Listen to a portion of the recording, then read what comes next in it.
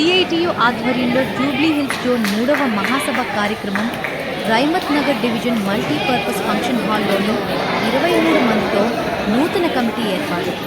భారతదేశంలోని అతిపెద్ద కార్మిక సంఘాలతో లక్షలాది సభ్యత్వంతో సిఐటియు పెద్ద సంఘంగా ముందు వెళ్తుందని తెలిపారు.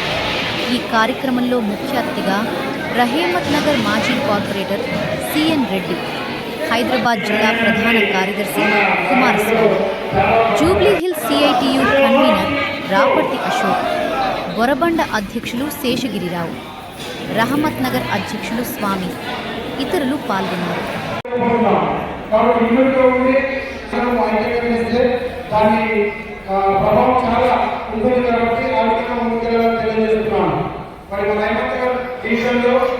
ఎవరైతే మరి కార్మికులు చనిపోయారో వాళ్ళందరూ కూడా ప్రభుత్వంలో వచ్చినటువంటి లబ్ధి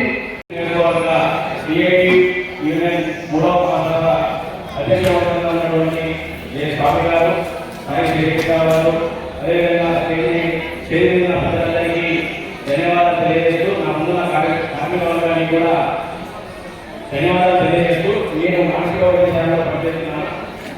ఈ యొక్క జూబ్లీ జోన్లో రాష్ట్ర వ్యాప్తంగా ఉన్నటువంటి స్టేట్ సెంటర్గా టీవీ సెంటర్ కానీ మానసిక వైద్యశాల అంటే మెంటల్ హాస్పిటల్, ఇప్పుడు ఉగాది తర్వాత టిమ్స్ హాస్పిటల్ అతిపెద్ద హాస్పిటల్ కూడా రాబోతా ఉంది. ఈ యొక్క జూబ్లీ జోన్లో వైద్య రంగంలో పెద్ద పెద్ద హాస్పిటల్ ఉన్నాయి.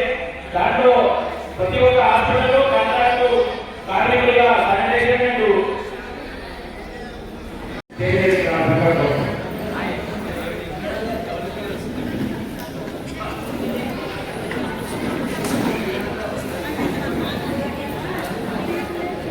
కాబట్టి అందరికీ కూడా చాలా పెద్ద సమస్య ఉన్నది. విద్యుత్ సమస్య గతంలో ప్రభుత్వాలు డబుల్ బెడ్రూమ్ అన్నారు, మొత్తానికి ఇవ్వలేదు, మొత్తకి 4 ఇంటికి మాత్రమే ఇచ్చారు. ఇప్పుడున్న కాంగ్రెస్ గవర్నమెంట్ ఇందిరమ్మ ఇల్లు చెప్పింది, కాగితాలకే పడిపోయింది. 6 స్కీములు అని చెప్పారు, కొన్ని స్కీములు అమలు చేస్తున్నారు, కొన్ని స్కీములు అమలు చేయడం లేదు. ప్రతి ఆరోగ్యానికి 2,500 అన్నారు. అట్లే కళ్యాణ లక్ష్మికి తోపాటు కులం అన్నారు.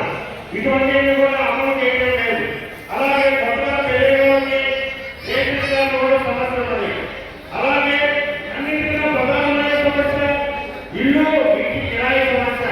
ఆటో కానివ్వండి, అడ్డ మీద పని కానివ్వండి, ఇళ్లలో పని కానివ్వండి, సగానికి సగం మందికి దాదాపుగా 70% ఇల్లు లేవు.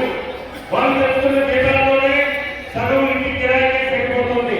రాబోయే రోజుల్లో అంటే ఈ ఇళ్ల సమస్య మీద ప్రధానంగా పోరాటాలు ఉన్నాయి. మిగిలిన అన్ని సమస్యల మీద కూడా మన ఎర్రజెండా తరపున ఆధ్వర్యంలో విస్తృతమైన పోరాటాలు ఉన్నాయి. దానిన్నింటి కూడా మీరు సిద్ధపడాలి.